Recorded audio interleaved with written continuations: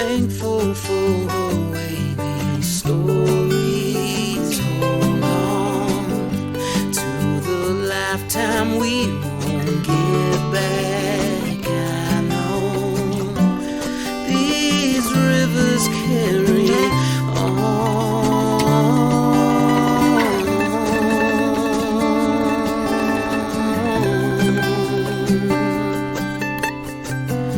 People tend to stick to you after time.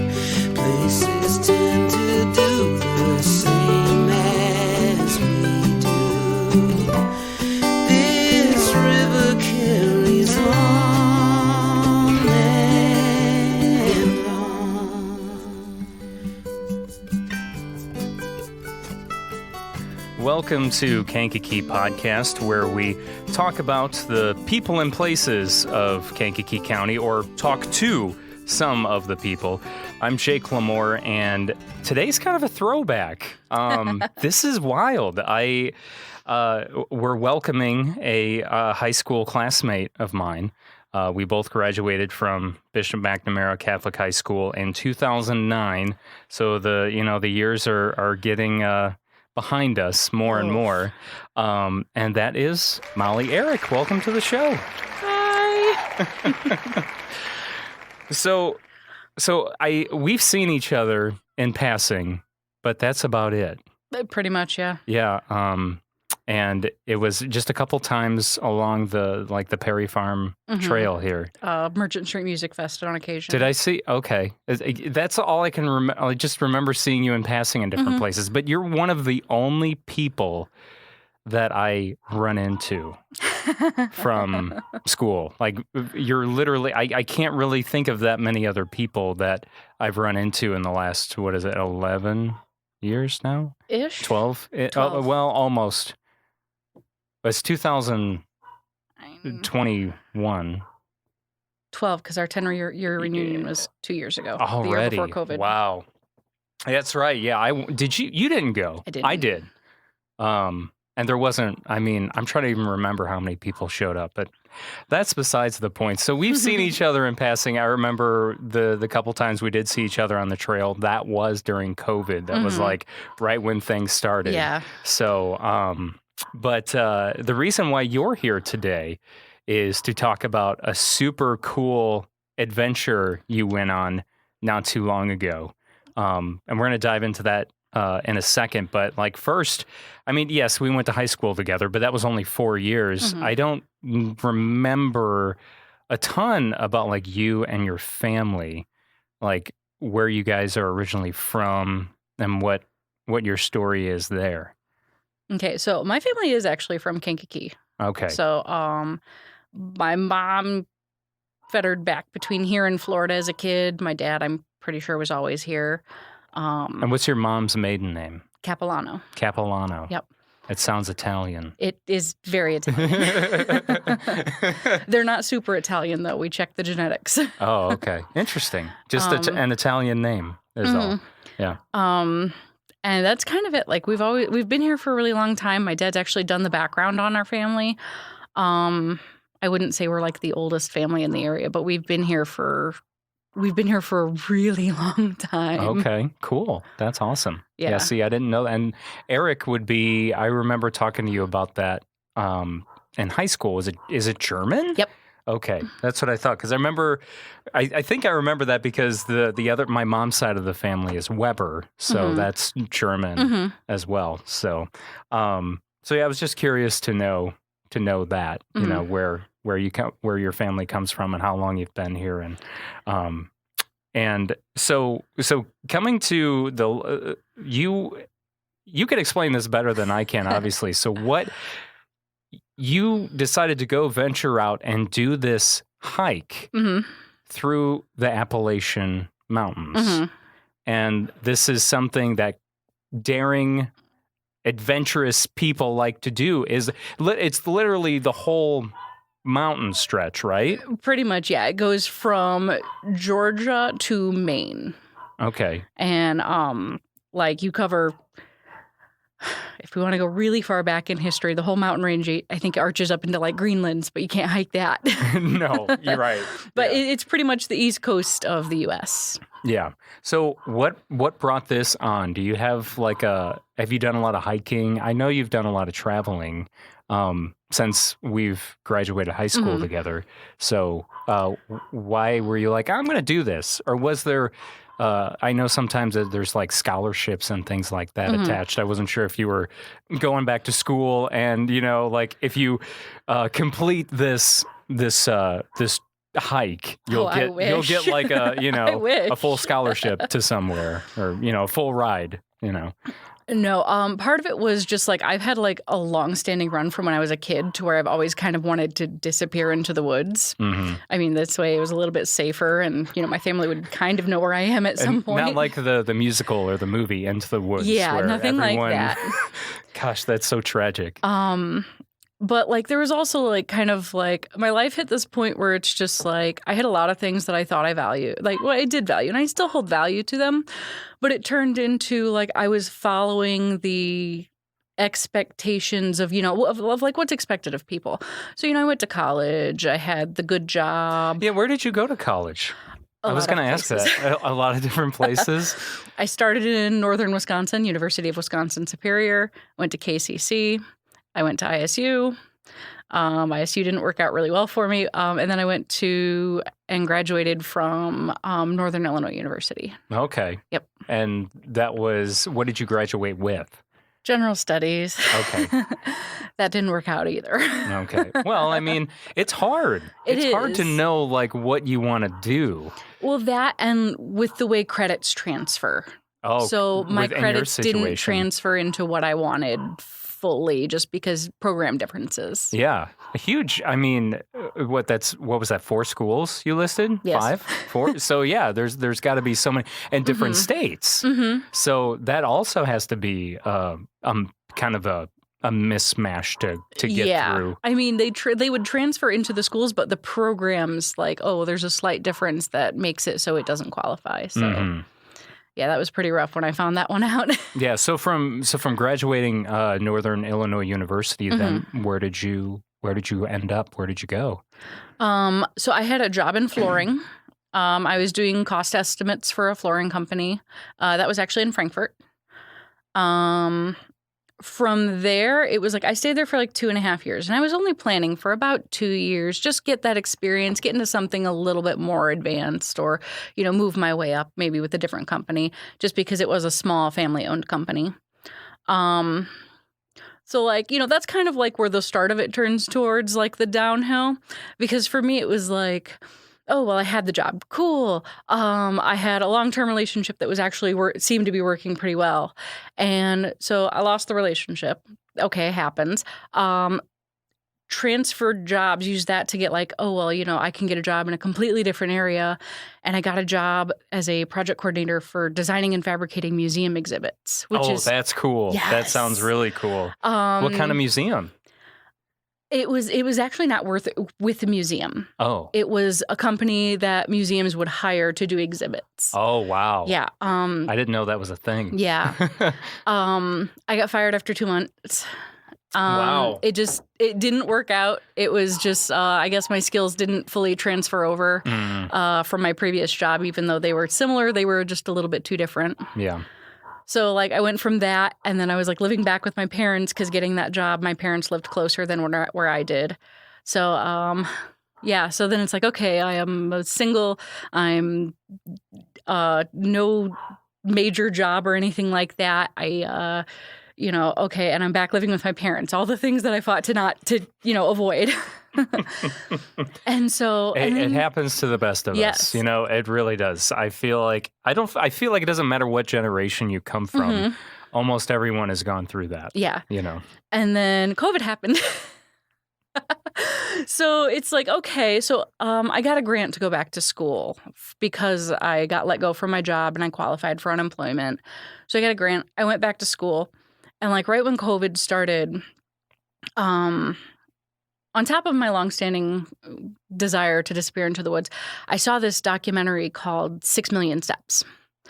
And it is actually a journey a documentary about the Pacific Crest Trail, which stretches from the border of Mexico to the border of Canada. Oh, wow. That would be that would be incredible. Yes. And how many miles is that one? That one, off the top of my head, I don't know for it's sure. 6 million.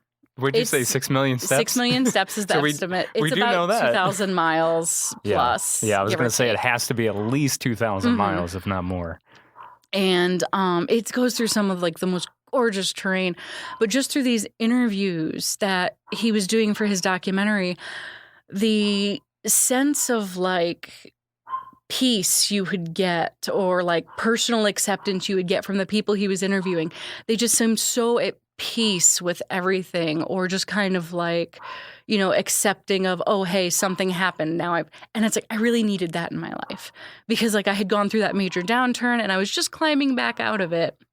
And it's just like, so when, you know, COVID happened, and I hate saying it this way, but COVID ended up benefiting me because I mean, it's okay to benefit from COVID. I feel like, you know, I mean, not like in a bad way. I mean, it's got to be, there has to be some pluses for somebody. Someone's got to make out, you know. So like with I penny pinched all of my COVID unemployment because, you know, living with my parents, all student loans were on hold because of the pandemic. I penny pinched every single penny of it. And I said to myself, it's like, well, I realize I can do this. Like I have the money to do it now. I have the time once I finish school. So it's like, oh, well, it suddenly became real. And I'm like, oh, well, I'll do the Pacific Crest Trail. Except the Pacific Crest Trail has desert, high altitude, and just like a mountainous part of the Sierras, if I remember right, and it's just like, I have no experience with any of that. Okay. It's like a mishmash of different, what was I thinking? Weather patterns, right? You go from super cold to super hot. Yeah, and rain, it's snow. not like so much all at once. It's just that you kind of hit the extremes. You hit desert, and then you hit high altitude mountains with snow on them, and they can have, you know, blizzards on them. I've heard stories of people saying, "Oh yeah, well, you know, we just had snow, and we couldn't see the trail, so we kind of just guesstimated using our hiking app. It's called Gut Hooks, and we just kind of guesstimated where we were, and you know, followed that." And yeah, I just can't imagine traveling that with all the different variables. How do you possibly, you can't bring everything with you. So how do you pack for something like that? I mean, you know. You plan the best. Like, you know, it's like you got to bring a winter coat, but then you have to bring, you know. Well, we can get back to that just because it's like, because like I said, it was just for that. It was, you know, okay, so much I've not experienced. Because yes, I have done some traveling, but most of it stayed in the Midwest. So I decided, okay, Appalachian Trail, which lower elevations, you still get some crazy weather switches out there, but not as extreme as, you know, desert to high altitude mountain kind of stuff. So I picked the Appalachian Trail instead. And did you happen to find that trail just by doing some Google searches, or did you find it through like the same avenue as the Pacific Crest Trail? Crest Trail. Yeah. Thank you. So I actually have no idea how I found them. Like I've always kind of known that they existed, and I have no idea where that knowledge came from. Well, you said yourself you've always wanted to escape into the woods. So maybe, you know, you were just born with it. You're just born with that knowledge. Born with the knowledge these long trails exist. Yeah, exactly. But, you know, so I was just like, okay, well, go to the Appalachian Trail and plan my hike for that. Oh, that's so terrifying. When you finally say, yes, I can do it, you turn around and you start researching gear. And I actually did my gear research through a podcast. Okay. There's a podcast I listened to. I'm not sure if I can mention it. No. Go ahead, please. It's called Hiking Through. And she is a person who, she was preparing for her PCT hike, which is Pacific Crest Trail. And by interviewing past through hikers. And she was getting gear reviews. She was getting, you know, what's your preference? What's your comfort item? Because, like, you can only carry so much with you. I did a lot of my research through there, but part of your research of something like this is there's a lot of people who they'll replace gear on the trail because they find it's just not working for them. So, like, I've been camping before. From like when I was a kid, we went camping a few times. I've done a few like solo stuff as an adult, but like camping gear is so much heavier. Yeah, right. Exactly. You got to carry so much stuff with you because you got to be prepared for as much as possible. And so I went through and I started researching some of these brands, and I would sit like I had 3 tents sitting in just like a tab open on my computer. Okay, which one do I want? Do I want to go with the tarp tent, which really has no bottom? It's literally just a tarp and it's super light. Or do I want to go with something with a bottom to it? Do I want to go with a hammock? Do I want to go with something that's a little bit heavier, but I can set it up pretty much anywhere?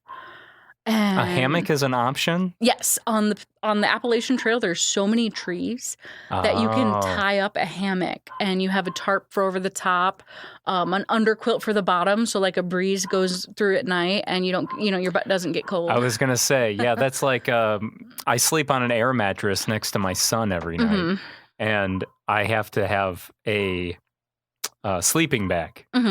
Because otherwise, you get because you've got just nothing but air underneath you. So the funny thing is because people you think these people who are doing this are like, okay, they are hardcore in their own way, but some of them actually use air mattresses, but not in the way that you would think.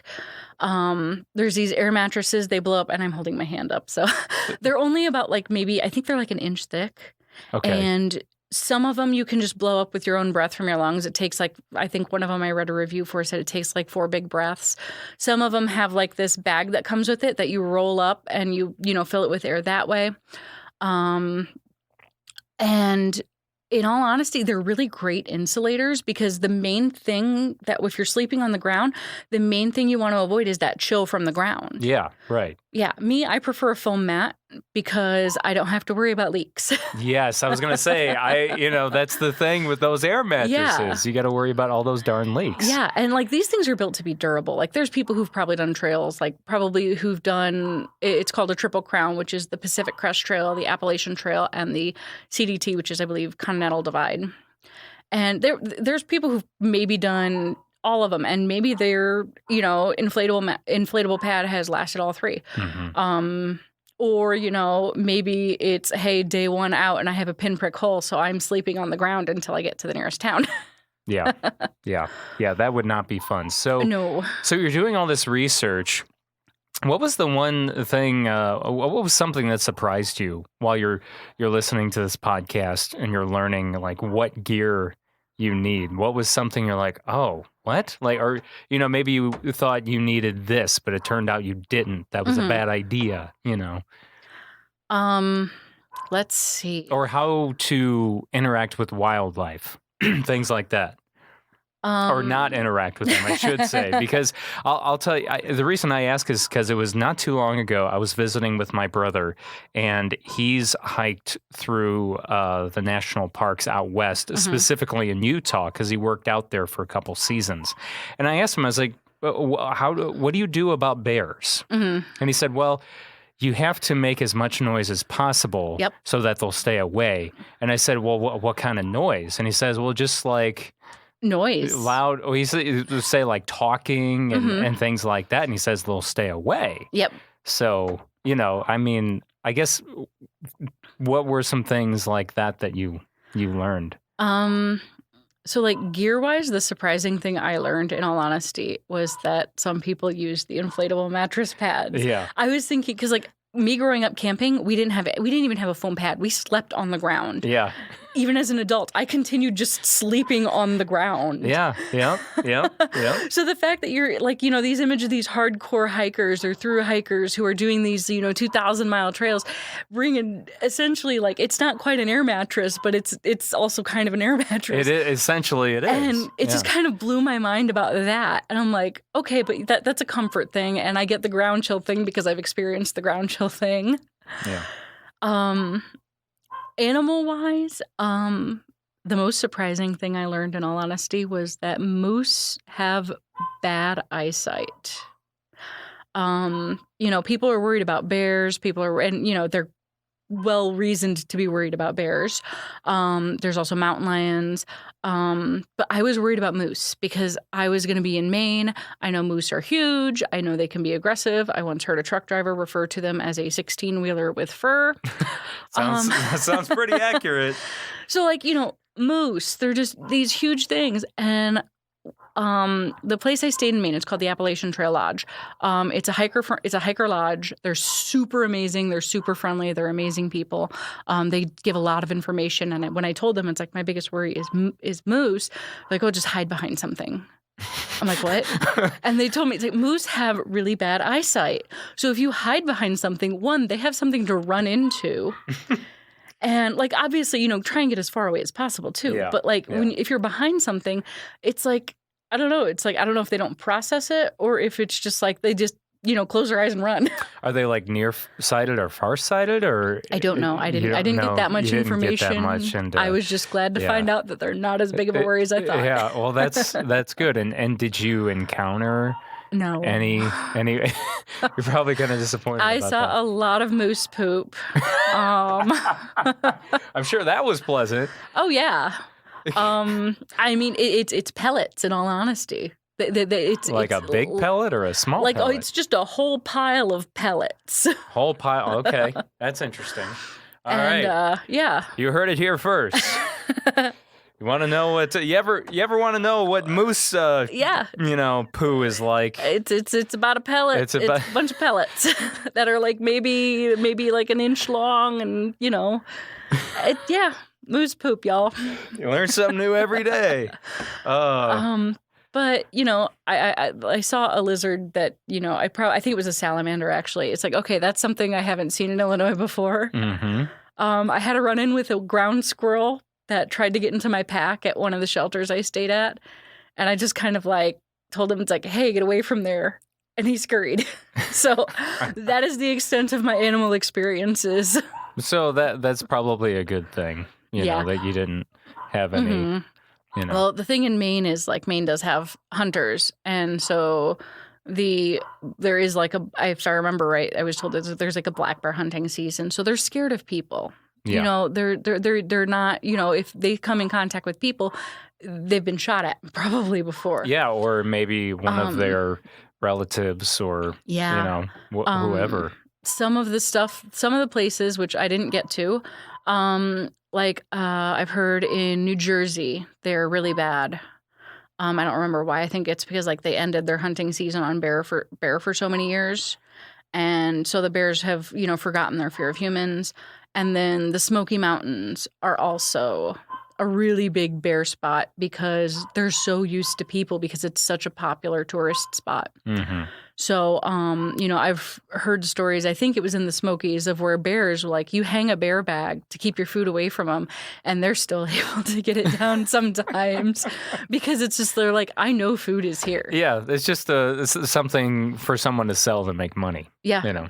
So, okay, to wrap up the prep, we kind of covered the bed thing. What was something else what was everything that you packed besides, figuring out your sleeping arrangements? Okay, so I'm going to divide this into two categories, kind of, and one of them is going to be a little bit embarrassing for me because I panicked. That's okay. Nothing to be embarrassed about. A lot of people do panic packing, and that's how they end up with like a really heavy pack. My packing was, I looked at my bag and I told myself, I've been preparing for a year for this. What do I put in it again? Yeah. But yeah, so I had my tent. And the first part is I'm breaking it down into base weight. So base weight in the hiking community is just everything that you absolutely need. So tent, sleeping bag, sleeping pad. It includes the pack. In my case, I include my pack. Basic first aid kit. So usually Band-Aids for blisters, some alcohol wipes, just, for cleaning. Let's see. What else did I have in there? Something to start a fire. A knife, which was included. I had like a little fire stick in my knife, so I had that. Let's see. I'm trying to remember the list of the basic 10, but I looked at the sheet when I. What happens when it comes with? What about clothes? When it comes to clothes. Clothes I had since I was going through Maine, which was still occasionally cold at night. I had a fleece. It was a fleece-lined layer of it was like everything's polyester or merino wool out there. No cotton. The phrase is cotton kills. Why is it? Because it's too hot, or it's no? It holds moisture, so it does not dry fast. And if it gets wet and then it gets cold, you're going to get hypothermia really fast. Okay. So everything moisture wicking, lightweight, fast drying kind of stuff, for which polyester, a lot of workout clothes are made of the same stuff. I was going to say the Under Armour and stuff like that. So like I had a fleece lined set of that. And they were essentially leggings, and it was essentially Under Armour, yeah. I had a puffy, which is just like, it's a down jacket. And they pack down really small. Like I didn't even go for an expensive one. Because I knew I was going to be beating it up. Oh, sure. And then I had 2 sets of clothes. One that I was wearing, and then one that I would wear at the end, or one that I would wear like if I was going into town or in camp or something like that. Now at night, I'd be wearing the fleece-lined stuff and the puffy to bed. Because even though I had a 10-degree sleeping bag, it still got kind of chilly. Yeah. You'd get that morning breeze coming through, and when you're, warm, that morning breeze is kind of a shocker. Yeah. Also it helps to have that just extra set of clothes. Some people don't bring that extra set of clothes. They just bring one. They just bring one set of clothes and then like sleeping clothes / camp clothes. Because like you do need something warmer for the night. You want something dry to put on. This is like, what is that show, Man vs. Wild? Or Yes. Yes, I love that show. That Survivor Man, love those shows. Mm-hmm. But so you want something dry to change into at night, just because your clothes are wet, you're not moving anymore. It's easy to get a chill. So I had that, and that's kind of it. I had 2 pairs of socks and both merino wool. My shoes, but I don't count that in any kind of base weight. And I actually went out and got like the best hiking shoes I could find, like not hiking shoes I could find, but like a brand I know works for my feet. Yeah. And they still gave me blisters. Of course. Yes. I feel like there's no way to get around that. You have to be the really lucky person. Unless you're like Tarzan and you already have like the most calloused feet in the world. My feet are pretty calloused because I go barefoot a lot. Yeah. So I guess it is kind of surprising that you got blisters. I got blisters all over the back of my heel. They are pretty gnarly. That's the bad spot. Yeah. But yeah, so clothes. Let's see, first aid, I had that. Toothbrush, toothpaste, because you don't think about brushing your teeth out there. No, I had a toothbrush. Everybody, like, I hope most people have a toothbrush. I think most people carry a toothbrush just because teeth. Yeah. And instead of using like a small travel tube of toothpaste like some people use, I actually took baking soda with me because like it's a cleaning. And it works for upset stomachs. It works for bug bites, which I got plenty of out there. It works for a lot of things. And you try and get as much stuff as multi-use as possible. Now, it's like, I'm not perfect at this. I'm not great at this.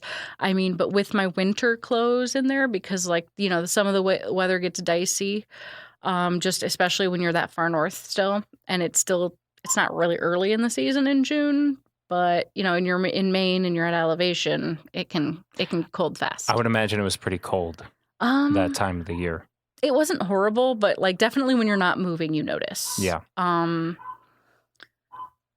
mean, it was really, really hot in all honesty during the day, but at night it cooled down. Okay, so you're all packed, you're ready to go. Mm-hmm. You fly out there?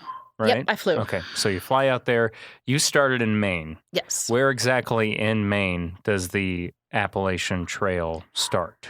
The Appalachian Trail starts in Baxter State Park on Mount Katahdin. And like you stay the night, like I stayed the night before in Millinocket at the Appalachian Trail Lodge, and they will shuttle you into Baxter Park. Like it's what they call their Sobo special, and it included like a pack shakedown. I think it was my 2 nights there, and it also included the shuttle too. Wow! Baxter State Park. So there was a lot of different people going on this hike as well? Or I started with, I believe, 12 people. And that was just the day I started. And there's more. If you start in Georgia instead, Georgia's the more popular route. There's probably more than 12 people a day starting in Georgia. okay. So, our group was a pretty big. Is there a reason for that? Is it just a population thing? Or the terrain in Georgia is not as rugged in Maine. Some of the more difficult terrain is in Maine. So you're like starting at the hardest Yep. versus starting at the easy. Yep. I see. And it's more people start in Georgia because it gives you a chance to get your trail legs, get used to hiking. You can start on 10-mile days on terrain. I won't say it's gentle, but it's more gentle than the 100-mile So you wilderness. really dove in. I dove. Man. But it worked best with my schedule. I have an uncle in Georgia, so it was just like I'm walking to my uncle's house. Okay. Well, that's kind of a cool mentality, though. Mhm. It kind of gives you obviously you have a direction, Mhm. but having someone that lives at the end Mhm. of that point. We actually had a lot of people who lived in Atlanta, Georgia, who started the same day I did, and they all said the same thing. For them, except for them, it was I'm walking home. Mm-hmm. That's really cool. I would think that would just help your mindset to keep going. It takes a lot mindset wise. Yeah. I would imagine. Because like me, it was. Now, I do most of my hiking alone. I don't have a lot of friends who like to do the kind of hiking that I like to do. And in Illinois, it's kind of hard to find that kind of hiking. Yeah, the places with, more hilly parts. It seems like, or what, up north or south? Yeah, we're in the flatland. We're in the flatland, but yeah, you go south or you go north, and you got all kinds of hills or. And nothing compared to what I had out there. Right. Nothing. Yeah, exactly.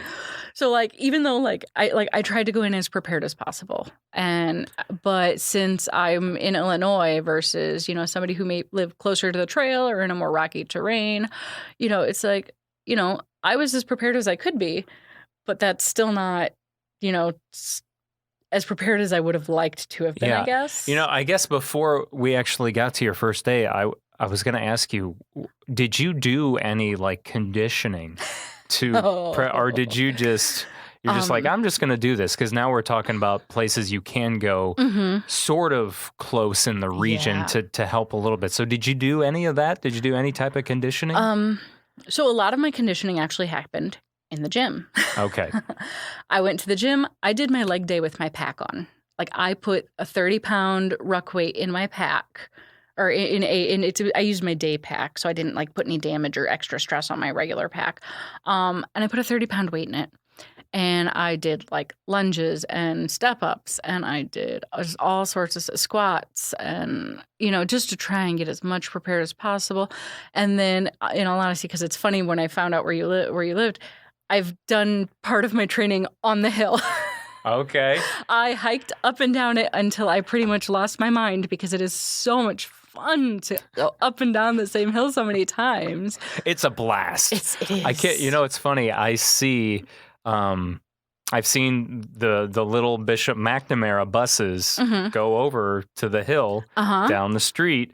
And they must be a part of the track team or hill repeats are brutal. Honestly, well, it might not even be track, just some sport in general. And their coaches are making them go up and down that hill. Yep. So, and I did some of that. But most of the part, it was I wanted to get used to the feeling of a backpack on my back. Oh, I would think that would be the biggest thing. Yeah. Because, you want to get used to, just the shifting weight. You want to get used to the fact that it kind of alters your center of gravity because it's like, oh, hey, you have a weight behind you. So if you lean back, it's going to be like, okay, if you're going uphill and you lean back while you're looking uphill, you're going to fall probably. Yeah, you got to have that muscle strength or that balance. Being familiar with that backpack, knowing what you can do and what you can't do. And even so, just because it's so flat out here, we don't have our trails out here are very manicured compared to what I was on. So, I mean, it was roots and rocks and like some of the pictures I've shown you. It's like, that is the trail. It doesn't look like it, but that is the trail. Yeah. You didn't go off the beaten path. That is the trail. Yeah, that is it.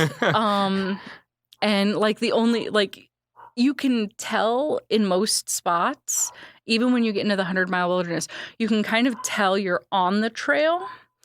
It's not like, it's not super hard to find. I would say, I won't say it's hard to get lost, but they make it hard to get lost. So like the kind of key for it is, or at least the key I used, there could be another one. Everybody has their own methods. Like the key I used was like, What's a key? It was just a rule of thumb for me. Okay. Yeah. A rule of thumb I kind of used was if I didn't see a white blaze that marked the trail within so much time, I would, first thing I would do is I would look back behind me because the blazes go both ways because some people are northbounders, some people southbounders. So I would look back and see if I could see a white blaze. And if I saw one, I knew I was good. So I'd continue forward. But if I didn't see a blaze moving forward for so long, because there was some spots where like it was easy to lose the trail. And because did you? I did in a few spots, but not for very long because I used, I haven't seen a blaze in a while. I look back, I saw one. Okay, I'm at least on or near the trail. So like I'd go forward a little bit. And if I didn't see one within so much time, I'd turn right around and I'd go back and I'd look for a different route because there's some spots where these big rocks that have trees growing over them and you can't see the next blaze until you climb on that rock. But that doesn't look like it'd be a part of a trail. So you don't think to look up there at first. You think, oh, well, here's something that maybe it was a game trail where a deer or a moose or something had gone through before and you see it and it's like, oh, but there's no blazes. Yeah. Other things were like the ground would get really squishy off trail. Like, I don't know what those trees were growing on, but I swear some of them were growing like a foot off the actual rocks they were growing on because you could look down them and you'd see gaps between them and then there's just darkness underneath. Yeah. So the ground would get squishier too if you went off trail. So I suppose that would thing. make sense because there's not the traffic on. I'm sure Probably. that trail has been gone over how many times? Oh, yes. At this point, So, yeah, like I just use those little things just to be like, okay, to try and avoid having a search party sent for me. I was going to say, I mean, are you looking at your phone to guide you or are you just literally going by these blazes? So I mentioned the app Gut Hooks. Yes. That app, it has more than the big trails on them. It has the Eyesight Trail, which is in Wisconsin. I think that one's about 1,200 miles. Yeah, I said that right, 1,200. And you can purchase these trails, and they will give you information on like nearby towns. And it's as you go. So shelters, it'll give you shelter information, campsite information, water sources.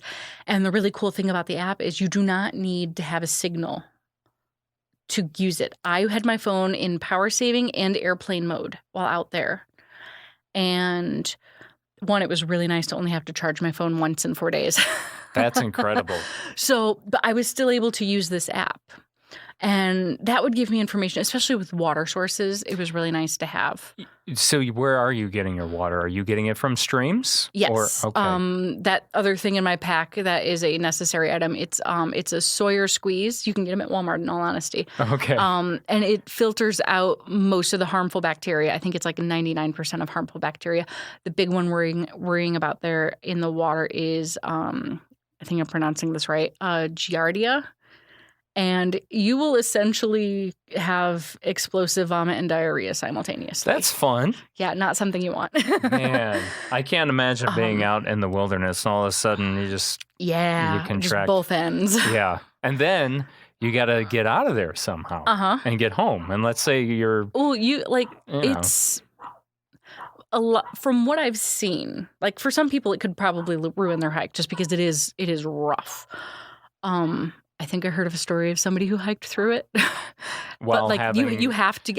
I believe I'm not sure if it's one of those things that require treatments. I can't remember all the research I did on Or it. Just that does I it- knew I didn't want it. Yeah, I was going to say. So I'm you're- filtering my water no matter what. Yeah, right. Because you're saying it could eventually make its way out of your system. I'm not You're sure. not 100. But okay. I know most people get medical treatment for it. I would think so. Yeah, for something like that, that's pretty serious. Yeah.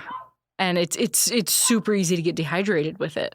So Yeah. and that's the big worry. Like Yeah. when your next water source could be 3 miles away and you can only carry most people, the recommendation I got was in most parts of the trail, you can get by with I carried 2 liters of water. In some spots you can get by with just carrying 1, but I like to stay hydrated out of precaution. So we got the water source taken care of. Mhm. Food. How does food work on these trails? I have had a lot of really great questions about this. I'm sure you have. I mean, how could Yeah. I mean you got to fuel yourself. Mhm. You're obviously not going to bring a bunch of Cliff Bars with you. I mean, or maybe, but I don't know. I'm sure you did bring something to munch on. So we'll get to the Cliff Bars in a second. I triggered something, didn't I? Oh yeah, you did. So back to that fear packing thing and me forgetting Oh. everything I had ever learned. Uh-oh. So the general thing about the Appalachian Trail, the other trails are different. The Appalachian Trail, logistics-wise, when it comes to food, in most places, you're about 3 to 5 days of walking away from a town. It's not super hard to carry 3 to 5 days worth of food with you. The part where I started, the minute I left, well, not the minute I left Baxter Park, but you hike out of Baxter Park and you do a little bit of a road hike. I think it's like a mile or 2. And then you hit the 100-mile wilderness.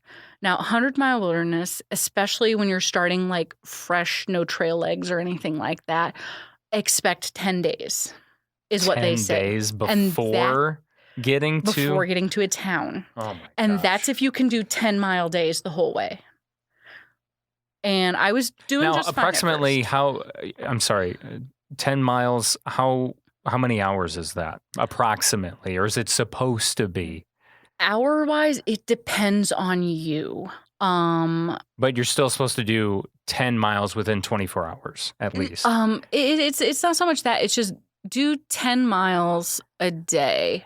Have your sleep to remain sane Mhm, and your rest so your muscles don't hate you. mhm.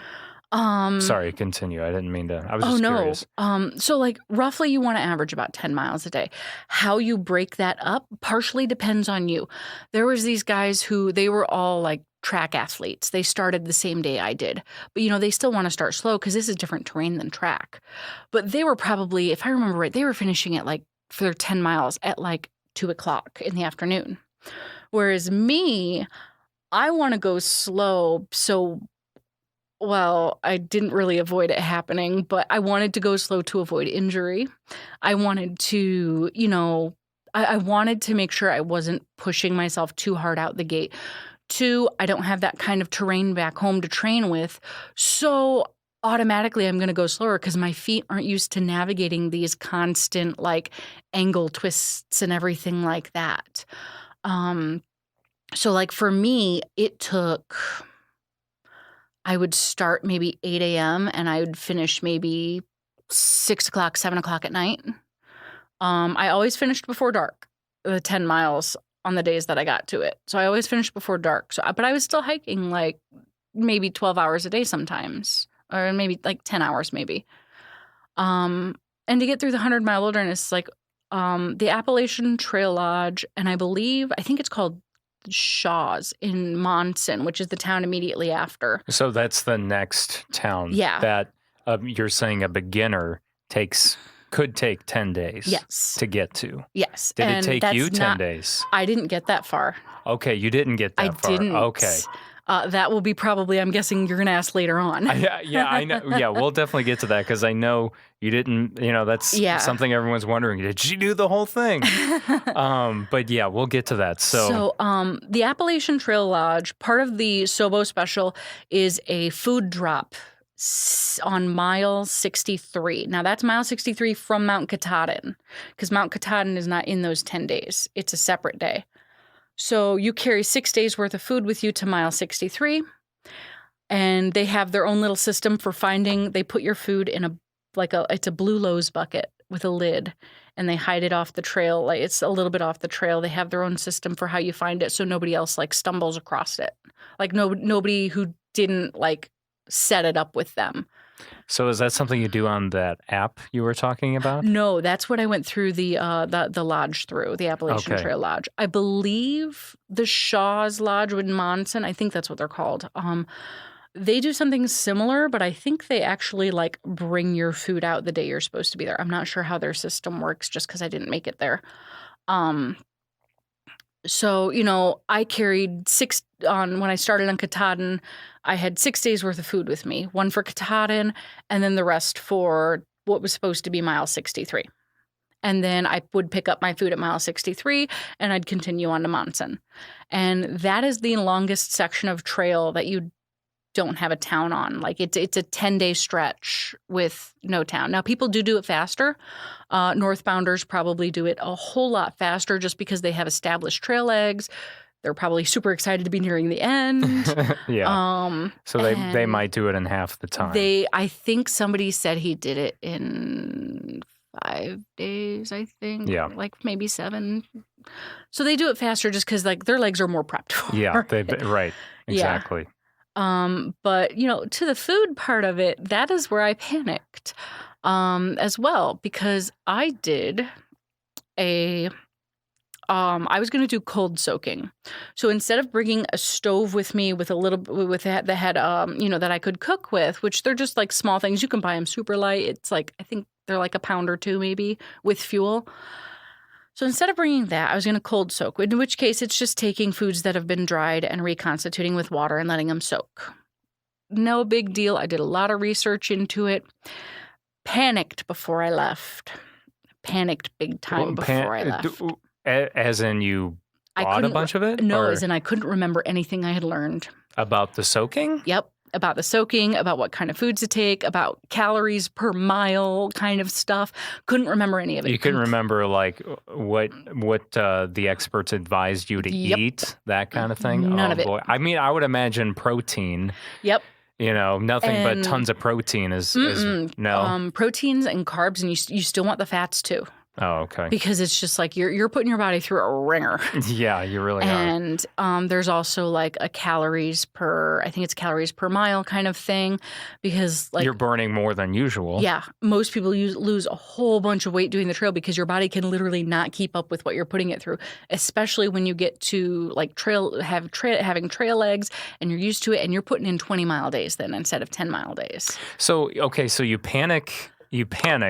Mm-hmm. You got this food with you that you're saying you don't know exactly what to do with? No, I'm saying I was listening to podcasts still, and there was a guy who said that he pretty much lived off Cliff Bars. So I packed 6 days worth of Cliff Bars. Oh, wow. That's a lot of Cliff Bars. The cool thing was, especially since they come in different flavors, so that made it like there are several diversity. Flavors. I do love Cliff Bars. I'm not gonna lie. I would have to sponsor keep up, the show now. Yeah, to keep up with calories, just a normal amount, because you don't need to start with like 3,000 calorie days starting out, because your body is still going through the what the heck is going on here kind of mode. Yeah. And it's even said you don't eat as much as you're expecting to. So I put like a normal day's amount of calories, so about 2,000 calories of Cliff Bars per day. I think it totaled out to like 9 of them a day. Okay. I definitely didn't eat 9 a day. I was going to say. It was hard to put down food. I'm trying to remember how many. It's what, 200 and some odd calories? 250. Yeah, I was going to say. Roughly. Yeah, somewhere around that for a Cliff Bar. Mm-hmm. Yeah. So I had Cliff Bars. And then, of course, when I did my shopping for the 100-mile wilderness, for the second half of it, I bought more Cliff Bars. Were they working out for you? Or did you just not know what else to do? I felt fine. Uh-huh. In all honesty, I was having no troubles. Like, the hard that's part what they're is- made for, Yes. right? They advertise athletes on the car. Right, they got the dude or the girl hiking on or rock climbing or biking. Yeah. Yeah. They're probably not meant to be your only food. But like I said, I panicked. I could not think of even like, okay, how do I do this again? I just completely blanked. And so I'm just like, okay, Cliff Bars. Somebody said he does it, so we're going to go with that route until my brain gets back in the right. In all honesty, though, the really cool thing about the Cliff Bars, though, is I weighed my food bag, and it was only like 8 pounds. Whereas people who were doing cold soaking were at like 11 pounds.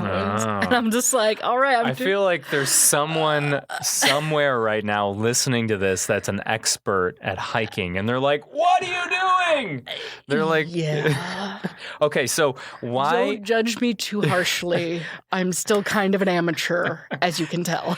So how did that end up turning out to be the worst for you? Why did you go like, oh, yeah, like why are you kind of flinching at the whole Cliff Bar thing? It's just kind of embarrassing because, it's like I put all that research into it. Mm-hmm. But when like push came to shove, my brain just went completely blank. And like it's embarrassing because it's like, even though you do all this research, and I'm, like I said, I'm an amateur at this. I've been hiking before. I've done hiking. I've cooked on a camp stove and things like that before.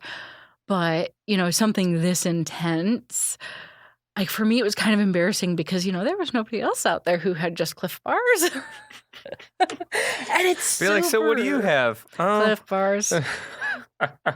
Really? So Cliff Bars? it's super embarrassing. And then like the only real issue I had with the Cliff Bars, other than like, I had to force myself to eat just because it's like I was not hungry. I was just so wiped out that it was just like, I didn't want to eat. I just wanted to go to bed at night. I bet you passed out yes. like that. You're not worried about no any bears, kind of, no anything. No, yeah, I'm just asleep. You're not worried about that noise you hear off in the distance. You're just like, I don't care. If, And, if it's a bear, then that's so how I go. Yeah. And like, so it was just, it is like, even thinking on it now, it is kind of embarrassing. And it's just like, cause like, I'm not like a super inexperienced hiker, but I'm also like, I don't get the opportunity to go just because like work schedule and I've been in school.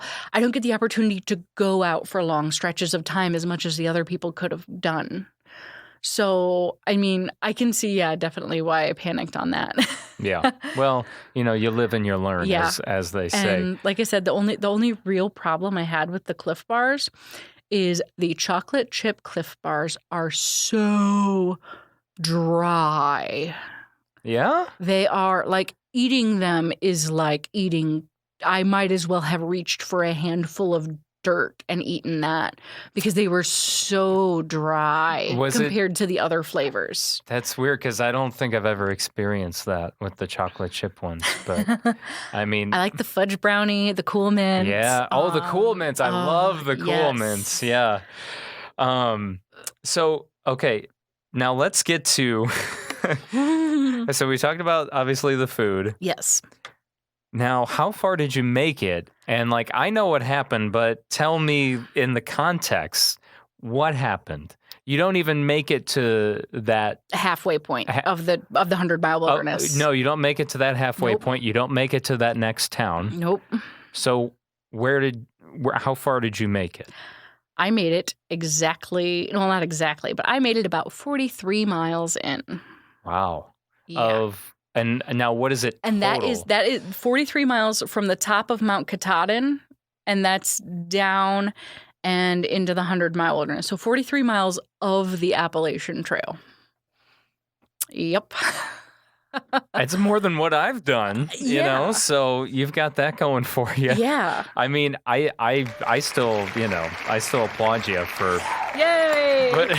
But let's talk about what happened, because it wasn't just like, oh, okay, I can't do this anymore, I'm going home. Yeah. You actually had something happen to you. Yes. So I will start with, I'm surprised it didn't happen on Mount Katahdin, because Mount Katahdin, half of it's hiking, the other half is boulder scrambles. Now, like some of these boulders are like the size of a smart car, and some of them are the size of like a pickup truck. So you're not like climbing a rock wall, but you're still doing climbing over these massive boulders. And you're probably going down them at some point too, Yes. right? And that is terrifying. Yeah, to me that would be harder to do than going up, right? Yeah.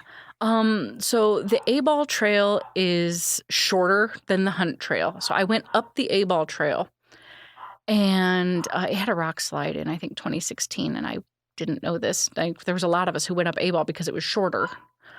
And someone was like, hey, there was like a rock slide yeah, there. nobody Not so long told us ago. that. It's like, oh, so I could have died. No. It was in 2016, if I remember the year right. So it was a few years ago. Right. They would have kept the trail closed if it wasn't safe to walk on. Right. But some of the boulders on the trail, like I had to go off trail a few times to get around some of these boulders. And it's just like, it's kind of scary because like in some spots you look down and it's like, it's not like a sheer drop, but it's a pretty steep drop. Sure. Yep. Especially compared to, good old Kankakee, Illinois. Yeah. And there's one part, and I said to myself, it's like, and I was kind of talking to my parents at this, and I'm like, Mom and Dad, if I die climbing a mountain, know that I died in intense fear from the fall, but I also died happy. Okay, so you didn't injure yourself on Katahdin. No. Right, on these boulders. So no. So you get off the mount. Yes. And I am exactly probably 3 miles into the 100-mile wilderness. So the first day after Katahdin is a 13-mile hike to get to the nearest, I think it's 13 miles, to get to the nearest lean-to where you can camp. And so most of it is leaving Baxter State Park. Then you do that little road walk, and then you get 3 miles in, and you cross into the 100-mile wilderness somewhere in that 3 miles. I don't know the exact mile marker right now. And first night in the 100-mile wilderness, one, I'd already spilled water all over myself, so yay. Oh, no. So then there's leaf cover everywhere. I fell on a rock with my 30-pound pack, and I went down. Was it strapped to your back at the time, or were you it was strapped to my back at the time, and I went down, and I laid there for a bit, and one of the people came running over asking if I was okay, and my friend laughed at me a little bit because I fell after she asked if I was okay, and I'm like, yeah, I'm just gonna lay here for a bit though, because I fell with an extra 30 pounds on me. Yeah, and like it didn't feel bad at the time. It did not feel bad at the time, like a garden variety sprain. I've had worse. You got an ankle sprain. Yeah, like I've had worse sprains, and it didn't feel too bad at the time. So I hung my bear bag, I put my tent up, slept on it, popped an Advil just in case. And the next day I woke up, still felt the same. No big deal. The day after that, because I did a 10-mile day on it, the day after that, like that day, one, I will tell you this, the next lean-to is literally the most, like the last mile to it is this rooty, rocky hellscape. I'm sorry if I'm not supposed to say. No, you can say hell. Okay. So it's this rooty, rocky hellscape. There's really like no good place to put your feet on even ground. It's just dense with roots and everything. And you hike this mile, and it feels like 5 miles, and it's at the very end. You know that lean-to's coming up. And you go up this hill, and there's this beautiful mountain spring. And you cross right across the mountain spring is the lean-to. And I came up at the perfect time because like there was a campfire. There were people there. I had been hiking alone all day. And it was just like instant mood lifter. Because you were in a lot of pain at this point? I wasn't actually. Oh. I was okay, but like just from that last mile feeling like it took so long. Yeah. Yeah. I just wanted to describe that experience because for me, it was this huge relief. Yeah, there's no feeling like that. And it was just a beautiful spot. The next day is when my ankle started hurting going downhill. Which, it was, I don't remember the exact, I had this one big incline I had to do. And I mean, there's really no such thing as flat ground out there. Right. There's always a hill. Always. But there was only like one super major incline that day, if I remember right. But going downhill took me a long time. And so it's like, okay, well, I mean, for me, this is like day 4 on the trail. And going downhill is taking me about 3 times longer than it should. So I'm like, okay, this is getting bad. And when my foot catches on something, it hurts. And, so I take a short day. I only did 8 miles, which sounds weird for a short day. Right? Because you're supposed to do about 10. So. Yes, and there are some people out there doing 20. Not in my group that I know of, right. but still. But I'm sure those are the more experienced people. Yeah. And so I took a short day, 8 miles. And I also saw that there was a road coming up. And I knew that me going downhill, like me taking it slow downhill like I had to, it's one of those, I want to watch this because my next road crossing that's showing up on my Gut Hooks app is another 8 miles. And depending on what I can do and how I felt that ankle was going, I didn't want to get into a spot where it would be, one, if I didn't pick up my food from the drop point at a certain point, like, they get worried. Yeah. Because they know you're supposed to pick up your food by a certain day. And they give you 1 extra day. So, like, they drop it off a day early, the day you're supposed to arrive. If you don't get it the next day, like, I don't know. I don't know what the lodge do. I don't know if they send like a ranger out or something to make sure you're okay. I don't know what they do, but I think they do something just because it's like, oh, hey, this person hasn't gotten their food. We need to make sure they're alive. Yeah, something's up. Yeah. And like the lodges and the hiker lodges are really super hiker friendly. Like they love their hikers. Mm-hmm. And that's my experience at just the one. Yeah, right. So, I mean, I got to the point of like, okay, so that night, that was actually the night I was alone at the shelter. There was no other hikers around. And, I tried to start a fire just because I'm alone and there's bears and moose and wildcats kind of stuff. And everything was still kind of damp because it had rained the day before. So even like the driest, like crumbliest kindling I could find was still a little bit too wet to really light. So it's like, okay, no fire. So I like wrapped up, I had a bandana around my wrist for sweat. And I wrapped up my ankle in that, soaked it in a mountain stream, which, mountain stream water in Maine is gold. Yeah. I don't want to go back to. I didn't want to go back to drinking tap water. It is just a beautiful thing, freshly filtered Maine spring water. I'm sure that it tastes a lot better than the water you're drinking now. So, like I soaked my foot in there because it was a little bit chill. Popped an Advil, and I said to myself, "It's like we'll see what tomorrow holds." And I'll rest it extra tonight. And I popped it up on my pack in my tent. And, I even slept in the next day, which is really like, it's still only like 8 o'clock because the sun had risen.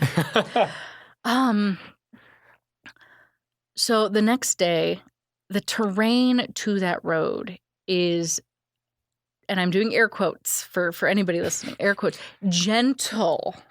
It was gentle terrain that I was facing that I think it was like 2.8 miles to the road. And it took me 5 hours to do that 2.8 miles because of my ankle. Wow. And I'm like, I won't make it to my food drop with this. I won't make it to the next lean-to by dark with this. So I got to the road.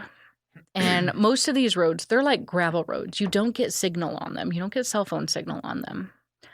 And This one had a river going through it. It had a stream. I guess it was a popular fishing spot because it did have a campground next to it. And it did also have, or like it was like half a mile into the woods, is the campground. And it also had a parking spot. So there was some guys fishing. I asked if they were local, if they could get me to like which way I could go to the nearest cell phone signal so I could call the lodge. And they weren't local, of course. Of course. So this car passes and he's going slow. So I kind of wave him down and I ask him if, like where, and he's like, I actually asked for a ride because I was just like, this happened and it would be stupid for me to remain out here because I'm injured and it took me, 5 hours to just do almost 3 miles. And I wouldn't get to anything in time. It'd be dangerous for me to stay out here. Absolutely, yeah. And so he was a guide, actually, and they were going to do some fishing. So I didn't get a ride with him. He said he would, though, if I hadn't found one by the time he left. This hunter came through with his wife and his dogs. He was picking up a dog that he had lost GPS signal on his collar. And he was somebody had called him and said, it's like, oh, hey, we have your dog. And I got a ride out with him and his wife. Now, on that road, like if I had, not have been able to get a ride, I would have walked that road. It was a hilly road, and at some point the land goes from like public, where it's 100-mile wilderness, to privately owned. And he took me to the part where it was privately owned, where he exited and entered at the gate there, and I called the Appalachian Trail Lodge from them to get picked up. And, when he got there, he just, one of the guy who picked me up was like, oh, what happened out there, even on the phone, he asked if I needed an ambulance. And I'm like, no, I'm not that bad. It's getting dangerous for me to stay out on this ankle. And so I told him, it's like, I can't go downhill. He's like, that's not good. I'm like, yeah. Yeah, just a little bit. Yeah, just a little bit. So like, he takes me back to the lodge. And when I'm at the lodge, I have a compression sock on me and I'm icing it and I'm elevating it more than I could when I was on the trail. And it swelled up like crazy. Like my foot looked like a sausage. I'm like, yeah, this is not good. And I'm like, well, I figured, okay, I'll wait one more day. And it didn't obviously get any better in one day. And I'm just like, I need to get it figured out what's wrong with it before I go. Because I could walk flat surfaces. So I figure, okay, it's probably nothing, I can't say nothing serious. But it's like I can walk flat surfaces, but it wouldn't be smart for me to go back out on the trail. So they brought me my food back, all my Cliff Bars. Just feasted on Cliff Bars for the rest of your time there. Yeah, that was like kind of the sad anticlimactic end to it. But like, so did you get treatment out there, or did you fly back and then get treatment here? I came home and I went to urgent care because that's the closest thing my insurance covered. Mm-hmm. And I got an X-ray. Nothing's broken. Yay. I go back this weekend because she said, depending on how it feels, like, you might have damage like a ligament or a tendon or something. So, come back in 2 weeks, we'll reassess. And if it still hurts kind of like it does now, we're going to get a CT, I think she said. And then we're going to see if we damaged the ligament or not. Wow. Well, yeah. I hope it's not that bad. I hope it's not either because it still kind of hurts. Yeah, I was going to say, how's it feeling now? Because how many weeks has it been? I injured it on the 2nd of June. Okay, and today is the 22nd. Yes, we're and recording this. Got off it on the 5th. I mean, granted, I did, since I had the time and I was on the East Coast and I have a friend on the East Coast, I did go to Boston and I walked around in Boston. Oh, okay. Not my greatest decision in life, but it was flat ground. But then, when I visited when I met up with my friend, it's in New Hampshire, she drove. So, I wasn't walking on it too much then. But now it's the whole ankle no longer hurts. But I still have some really, really intense, localized pain that's in 2 big spots. And those are the spots that have always hurt. And the intensity of the pain hasn't really decreased. So I'm like, okay, I probably did a little bit more than I was hoping. Well, yeah, hopefully that all checks out. Yeah. So, I guess my question for you is, if you get all healed up and everything, are you going to go back? Are you going to give it another stab? And if you do, I'm sure you would obviously do something differently. Especially when it comes to food. Those Cliff Bars, man. Yes. I bet you will never eat a Cliff Bar again in your life. I have totally eaten Cliff Bars since. Oh, you have? Yes. Oh, okay. Maybe you're hooked on them instead of the opposite. And I still have a whole bunch of you still do? You have like a lifetime supply. Yeah. This year will not be a go back for me, just because the way my ankle is now. Like, if I was going northbound, I think the bubble of northbounders is, I think, New York right now. And like, maybe if I was going northbound, I might have stayed on the trail, in all honesty, because the trail is not as rugged as it is in Maine. I mean, it still has its spots, but Maine is just like super, like, if you look at a graph of like where people considered the most difficult parts of the trail, Maine, Vermont, New Hampshire kind of areas, versus, you know, where they considered a lot easier down south. So maybe if I was starting, like, if I had started in the south and done this, I probably would have just continued on the trail.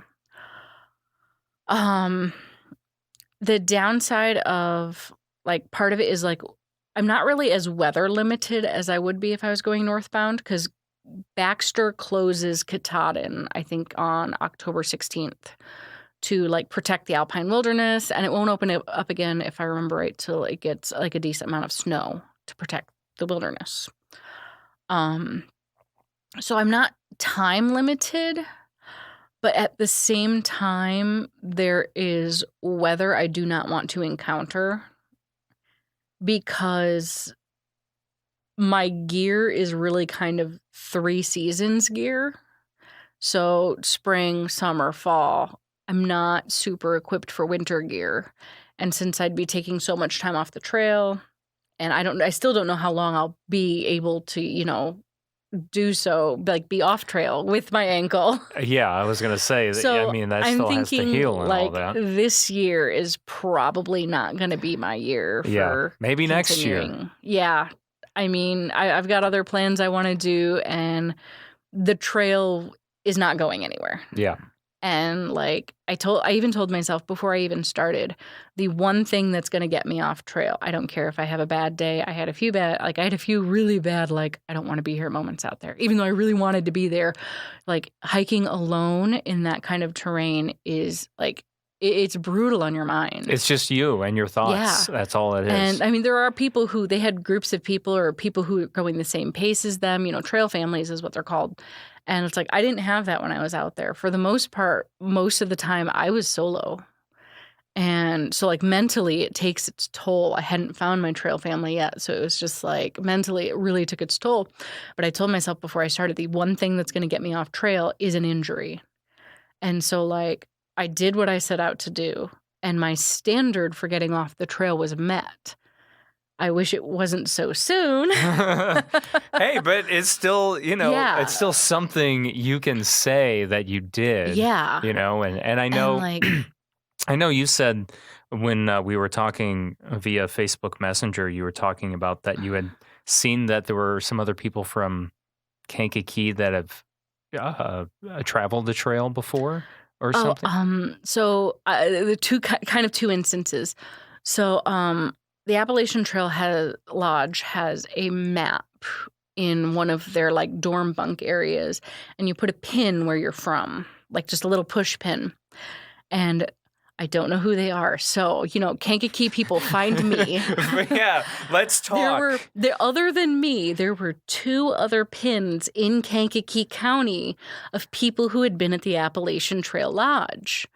And I was just like, I want to know who they are. Yeah, I would be curious. Where are these people? It would be funny if. How far did you get? Did you finish? I want to know. I was gonna say, I want to know if anyone from Kankakee is actually finished, or even if they didn't, to kind of see, like, hey, there's been 3 people from Kankakee County that have gone on the trail. The other incident that I actually told you about before we started this is that second day into the 100-mile wilderness, 3rd day on trail. when I came to that really beautiful lean-to, I had commented to there was like these 3 guys who had started the same day as I was, and they were there, and I'm like, I'm the Midwestern delight out here for mosquitoes. Like I am bit to pieces.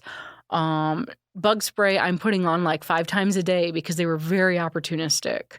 Like they would like touch off against your skin, and when they realized something was there, they'd take the chance and bite it even if you had bug spray on. That was the Midwestern delight out there. I had bruises from bug bites. I had black fly bites, I think. We didn't have too many when I was out there because it hadn't gotten warm enough yet. But I had them on the back of my neck, and that was like the only part of exposed skin that they could get. Yeah. But I walked in, and when those people heard me say Midwest, like there was this couple there, I didn't know them. They asked me where I was from, and I'm like, oh, I'm from Illinois. We're from in Illinois. And I'm like, Kankakee. And it's like, oh, we're from, I don't remember the exact town they stated, but the girl had grown up in Tinley Park.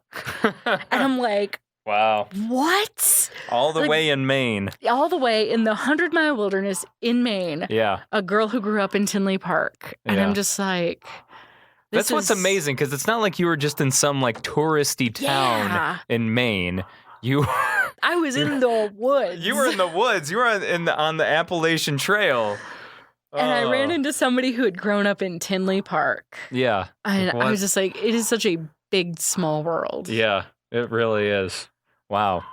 Well, I know you didn't make it, but that's still a heck of a story. Yeah. That you have to share, and talk about and be like, hey, like I did this, because you don't hear. There's not many of us. Not that you see from Kankakee. No, I mean, there's people here that have they've barely left the area or the Midwest, really, So it's cool to bring these things home, and be like, hey, someone from Kankakee, tried. They tried, but there's like you said, you started at the hardest point in Maine instead of starting in Georgia. So I yeah, and as I was saying, it's like I don't like because some people would be like super like I've been in really good spirits for this, like, even though some people would say I failed. Like I've been in really good spirits about this. Because, you learned so much. There's that, and like I learned so much about myself out there because like you go out there. And like I had just this one day, and it was a rotten like hour, and I told myself, I'm like, you're making entirely too big of a deal of something that's so minor. And like I didn't sit back, I continued walking, but I was just hiking, and I'm like, how many things in my life have I made a huge deal out of? And it turned out it was just such a minor thing. And I'm like, how often do I do that? And you start thinking about it, and it makes you rethink some of the things you've done. And then, like, at the same, some people might have been like, oh, you failed because you didn't meet the goal of finishing like you did. And I'm like, I didn't fail, though. I started. That is sometimes the hardest thing for some people, to leave what they have behind, to leave the comfort of their home, to leave the security of a job, to leave family members, and go, hike in the woods for potentially 6 months. And like I started. I did the really hard thing of starting. I don't think there's any failure in that. Because I did that hard thing. The rest of it's just, as a lot of hikers say, it's just walking. Yeah, no, it's just walking. I completely agree. There are so many more positive takeaways from the 43 miles that you did complete. That's actually something before we wrap up too. What's the average time it actually takes someone to go from Maine to Georgia on the Appalachian Trail? When you were doing your research, what was the average? So there's a few things that kind of take into it. It's like really how much time do you spend in towns? Do you how many 0 days do you take? Things like that. So there's a lot of things that go into it. But like usually it's between about 4 and 6 months, with 6 months kind of being the average. That's a long time. Yeah. That's a really long time. I had one hiker, because I considered going northbound and just starting late, and it would have been too much of a time crunch for my preferences. So I didn't want to do that, because you have to get to Katahdin, or you don't summit Katahdin by October 16th. It's like yeah. So a woman I talked to, she said if you start in the north, even though you don't have your trail legs, you hit all that rugged terrain when your body is fresh. She had done the trail going north instead of going south. She did the trail going north. And she said when she got to Vermont, every day she was looking at her, like what she'd be doing and just looking at the environment. And she's like, what the heck? And her body did not want to because it was just so broken down from being on the trail for so long.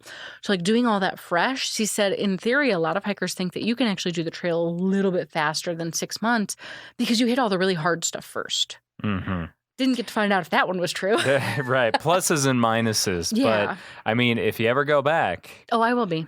You're going to have to come back on the podcast and give me another round of, I said to the people at the man who picked me up at the lodge, I told him it's like he's done the trail before, and I told him it's like I don't care if I have to section hike the whole trail because if life doesn't work out to where I get the opportunity to go for 6 months, I don't care if I have to section hike the whole trail. It is just too dang beautiful out here to not go back just because I kind of bruised my ego from not being able to finish because I hit 43 miles and putzed. Yeah. But I mean, how many people are successful the first time they do something? You know what I mean? There is a success rate of about, for through hiking in general on the Appalachian Trail, I can't remember. I think the number's getting bigger. A lot of my research said 10% chance of finishing. That's pretty low. And that's of I think there's like an average of like 3,000 to 5,000, I think, who start. I'm not remembering exact numbers. Yeah. And there's a 10% chance of finishing. Somebody when I was out there, maybe that number's been updated. Somebody when I was out there said that there's a 15% chance. Okay. So it's still a pretty low percentage. Yeah, right. Exactly. So, but like I said, kudos to you for trying, for starting it and getting so much out of it. Yeah. So, and, I mean, I could wax poetic and go on for a lot longer than this podcast. I'm sure you could. There's so much to talk about. There's so much that goes along with that. But yeah, Molly, Ehrich, thanks for being on and talking about Appalachian Trail. And it was good catching up with you. Yes. And in that regard, anyway. But it's just it's so strange how quickly time goes. passes. Yeah, right. Here we are. It's 2021. You've done so many cool things. You mean we didn't fall asleep in Mr. McLean's class? Did you do that too? Yes. Oh, I thought that was just me. No, I fell asleep in his class all the time. But see, that's the beauty is I still have that picture of myself sleeping in his class. I can't remember. I think it was Ashlyn Warmouth who took that. If it wasn't Ashlyn, it was someone else that took that picture of me. And it's on Facebook, of me. There were so many people in his class that I sat in his desk while he taught. I don't know if you remember that. I don't. Yeah. I was asleep. You were asleep. Of course you don't remember. Of course, right. Duh. We were both sleeping.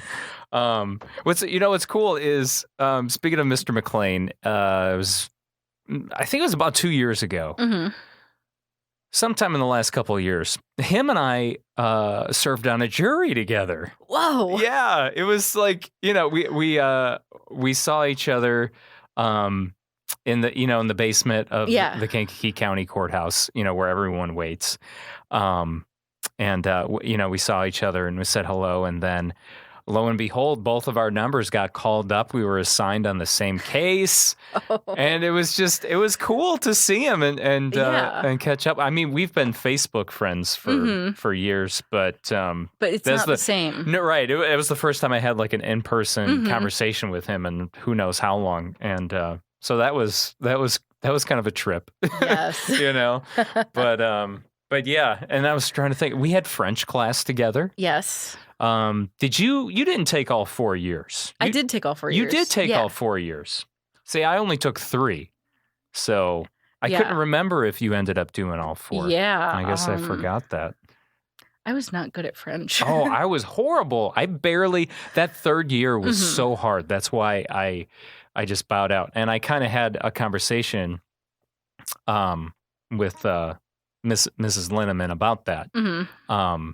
It was almost like because she really helped me out, if you know what I'm saying. Yeah. At finishing that third year, and she's like, "Yeah, I don't think you should do, and she was wonderful. I'm not saying she like was this. a great teacher. This wasn't anything bad. She's obviously looking out for me, and that's one person I'd love to catch up with too. I haven't seen her in years. I know she's retired now. I'm still working at Barnes & Noble because they were like, yeah, you can come back. Thank you. So I'm employed already. Okay, nice. And I've seen her there. I think once or twice I've seen her come through, and I'm still not I'm not sure enough that you don't want to be like, oh yeah, French teacher, and then be wrong.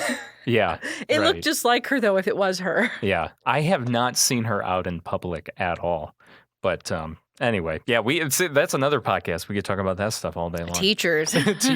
But anyway, yeah, thank you again for being on. Of course. And I love talking hiking. And I hope your ankle heals up okay.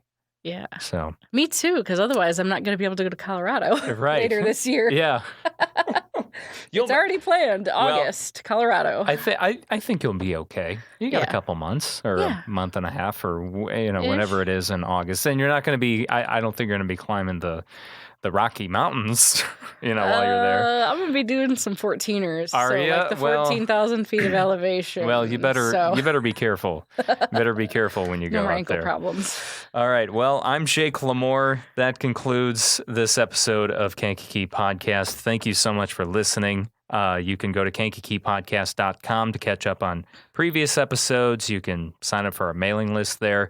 You can also find us on social media, Facebook, Twitter, Instagram, at Kankakee Podcast.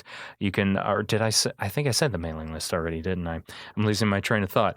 And we release a new episode each and every Monday, wherever it is that you listen to podcasts, and obviously at kankakeepodcast.com. People tend to stick to you after time. Places tend to do the same as we do.